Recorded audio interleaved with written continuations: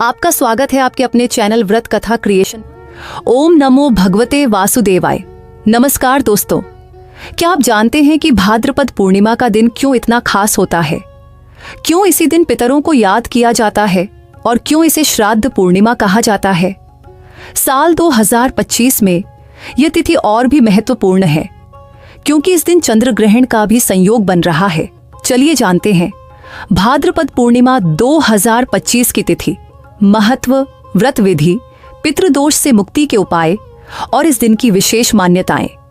भाद्रपद पूर्णिमा 2025 की तिथि और महत्व हिंदू पंचांग के अनुसार साल 2025 में भाद्रपद पूर्णिमा 7 सितंबर रविवार को पड़ेगी। ये तिथि सुबह 9:27 से शुरू होगी और अगले दिन यानी 8 सितंबर सुबह 7:30 तक रहेगी। इसी दिन को श्राद्ध पूर्णिमा भी कहा जाता है क्योंकि इस दिन उन पितरों का श्राद्ध किया जाता है जिनकी मृत्यु पूर्णिमा को हुई हो और अगले ही दिन से पितृपक्ष की शुरुआत होती है। स्नान करने के लिए कई शुभ मुहूर्त बताए गए हैं। ब्रह्म मुहूर्त सुबह 4:09 से 4:55 तक। अभिजित मुहूर्त 11:31 से 12:21 तक। विजय मुहूर्त 2:01 से 2:51 तक। गोधूली मुहूर्त 6:11 से 6:34 तक। इसके अलावा सायाह्न संध्या, अमृतकाल और निशिता मुहूर्त भी अत्यंत शुभ माने गए हैं। इन समयों में स्नान, दान और पूजा करने का विशेष फल मिलता है।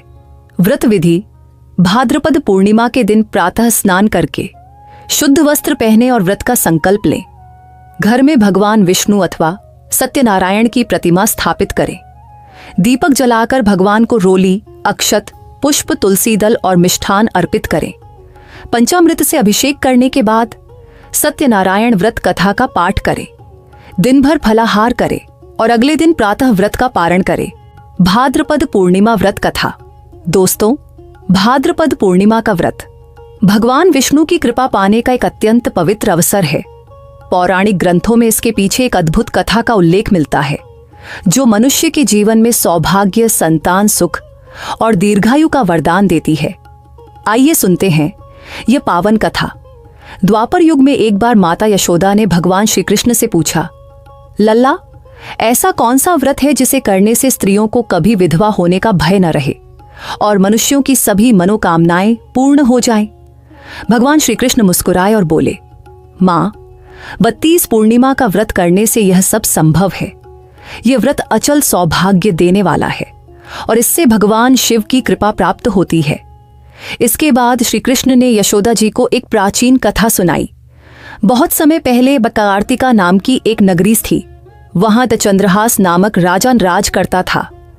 उसी नगर में एक ब्राह्मण रहता था जिसका नाम था धनेश्वर। उसकी पत्नी का नाम था रूपवती। दोनों एक दूसरे से बहुत प्रेम करते थे और उनके घर में किसी भी सुख सुविधा की कमी नहीं थी। परंतु उनकी सबसे बड़ी चिंता यह थी कि उनके कोई संतान नहीं थी। एक दिन उस नगर में एक योगी आया।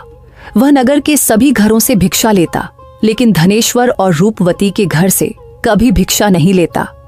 ये बात धनेश्वर के हृदय को चुभ गई। उन्होंने योगी से इसका कारण पूछा। योगी ने कहा, निसंतान के घर की भीख पतितों के अन्न के समान होती है। इसे ग्रहण करने वाला भी पतित हो जाता है। इसी कारण मैं तुम्हारे घर से भिक्षा नहीं लेता। यह सुनकर धनेश्वर का हृदय टूट गया। उन्होंने योगी से उपाय पूछा। योगी ने कहा, तुम देवी चंडी की उपासना करो, वही तुम्हें संतान का वरदान देंगी। धनेश्वर वन में जाकर मां चंडी की कठोर तपस्या करने लगे। 16 दिन तक कठोर उपवास और भक्ति के बाद देवी चंडी प्रकट हुईं और बोलीं, धनेश्वर, तुम्हें पुत्र प्राप्त होगा, लेकिन वह केवल 16 वर्ष की आयु तक जीवित रहेगा। यदि तुम और तुम्हारी पत्नी 32 पूर्णिमा का व्रत करेंगे तो पुत्र दीर्घायु होगा। देवी ने आगे कहा, तुम्हें पास के आम के वृक्ष पर एक फल मिलेगा, उसे तोड़कर अपनी पत्नी को देना। स्नान करके भगवान शिव का ध्यान करने के बाद यदि रूपवती उस फल का सेवन करेगी तो वह गर्भवती हो जाएगी। धनेश्वर ने वैसे ही किया। उन्होंने आम का फल लाकर पत्नी रूपवती को दिया। भगवान शिव की कृपा से वह गर्भवती हुई और उन्हें एक पुत्र की प्राप्ति हुई। समय बीता और जब पुत्र 16 वर्ष का हुआ तो उसका जीवन संकट में पड़ गया। तभी धनेश्वर और रूपवती ने 32 पूर्णिमा का व्रतबान गिरना शुरू किया। इस व्रत की महिमा से उनका पुत्र दीर्घायु हुआ और उन्हें संपूर्ण सुख की प्राप्ति हुई। भगवान श्री कृष्ण ने यशोदा जी से कहा, मां, भाद्रपद पूर्णिमा का यह व्रत न केवल संतान सुख देता है बल्कि सौभाग्य और दीर्घायु भी प्रदान करता है। जो स्त्रियां इस व्रत को करती हैं उनके जीवन में कभी विधवापन का भय नहीं आता और पुरुषों को भी शिव कृपा से सभी मनोकामनाओं की प्राप्ति होती है। इसलिए कहा गया है, भाद्रपद पूर्णिमा का व्रत करने से पाप नष्ट होते हैं, पितृदोष से मुक्ति मिलती है और घर परिवार में सुख समृद्धि का वास होता है। पितृदोष से मुक्ति के उपाय, इस दिन कुछ विशेष उपाय किए जाते हैं जिनसे पितृदोष से मुक्ति और पितरों की कृपा प्राप्त होती है। गंगा स्नान और तर्पण। इस दिन किसी पवित्र नदी में स्नान करने का महत्व है। यदि संभव हो तो गंगा स्नान करें और पितरों के लिए तर्पण करें। तर्पण करते समय जल में काले तिल अवश्य मिलाएं। ब्राह्मण भोजन। भाद्रपद पूर्णिमा के दिन किसी ब्राह्मण को घर बुलाकर भोजन कराना चाहिए। भोजन में पितरों की प्रिय वस्तुएं शामिल करें और भोजन के बाद वस्त्र और दक्षिणा दें। गाय को भोजन। इस दिन गाय को हरा चारा या आटा खिलाना अत्यंत शुभ माना जाता है। सत्यनारायण कथा। इस दिन भगवान सत्यनारायण की कथा का आयोजन करने से घर में सुख शांति और समृद्धि बनी रहती है। पीपल की पूजा।